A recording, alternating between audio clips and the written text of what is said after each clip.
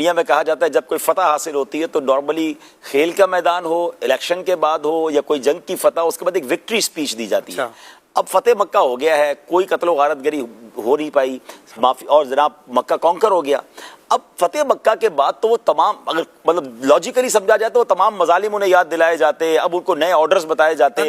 بہت سارے ٹونٹ کیے جاتے، بلکہ یہ کہا جاتا اب تمہیں پتہ چلے گا کہ ہم نے کیا کرنا ہے تمہارے ساتھ۔ نبی پاک کا یہاں بھی کمال عاجزی اور شاندار جو خطبہ ہے یہ بھی سنہرے حروف سے لکھے جانے کے قابل ہے۔ اس کی چند باتیں میں عرض کرتا ہوں۔ نبی پاک علیہ الصلوۃ والسلام نے فرمایا کہ ایک خدا کے سوا کوئی معبود نہیں، اس کا کوئی شریک نہیں، اس نے اپنا وعدہ سچ کر دکھایا، اس نے اپنے بندے، نبی پاک نے اپنے بارے میں عرض کر رہے ہیں، یعنی حضور علیہ الصلوۃ والسلام کی مدد کی اور کفار کے تمام لشکروں کو تنہا شکست دے دی۔ تمام فخر کی باتیں، تمام پرانے خونوں کا بدلہ، تمام پرانے خون بہا، جاہلیت کی رسمیں سب میرے پیروں کے نیچے ہیں، یعنی سب ختم کر دیا گیا۔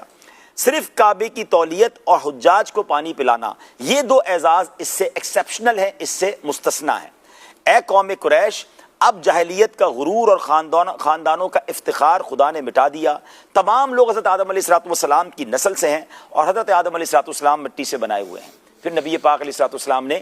قرآن پاک کی آیت پڑھی، اس کا ترجمہ ہے کہ اے لوگوں، ہم نے تم کو ایک مرد اور ایک عورت سے پیدا کیا اور تمہارے لیے قبیلے اور خاندان بنا دیے تاکہ تم آپس میں ایک دوسرے کی پہچان رکھو، لیکن خدا کے نزدیک سب سے زیادہ شریف وہ ہے جو سب سے زیادہ پرہیزگار ہے۔ یقیناً اللہ تعالیٰ بڑا جاننے والا اور خبر رکھنے والا ہے۔ بے شک اللہ نے شراب کی خرید و فروخت کو حرام فرما دیا ہے۔ عاجزی کا درس ہے، مساوات کا درس ہے، ایکویلٹی کا درس ہے، اور سبحان اللہ اس کے بعد وہ تمام لوگوں کی طرف جب نبی پاک نے نظر دوڑائی تو بڑے بڑے ظلم کرنے والے، زیادتی کرنے والے موجود ہیں، اور نبی پاک نے پوچھا تمہیں معلوم ہے آج میں تمہارے ساتھ کیا معاملہ کرنے والا ہوں؟ وہ تھر تھر کانپنے لگے، وہ سوچنے لگے کہ آج تو نہ جانے ہمارا کیا حل ہوگا، مگر کہتے ہیں نا کہ کریم کے کرم پر امید رکھتے ہوئے کہتے ہیں کہ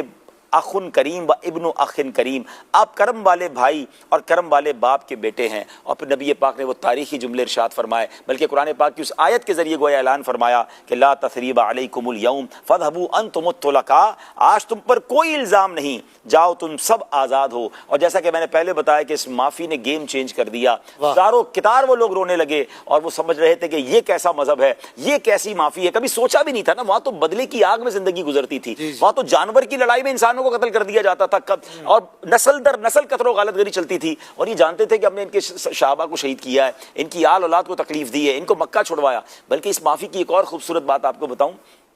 کہ معاف تو کر دیا، پھر نبی پاک نے انصار صحابہ سے کیا کہا، جو مہاجرین ہجرت کر کے گئے تھے ان سے کیا فرمایا کہ جب تم گئے تو تمہاری پراپرٹی پہ انہوں نے قبضہ کر لیا تھا، تمہارے گھروں پہ یہ قابض ہو گئے تھے، تمہاری جو ہے وہ کاروبار پر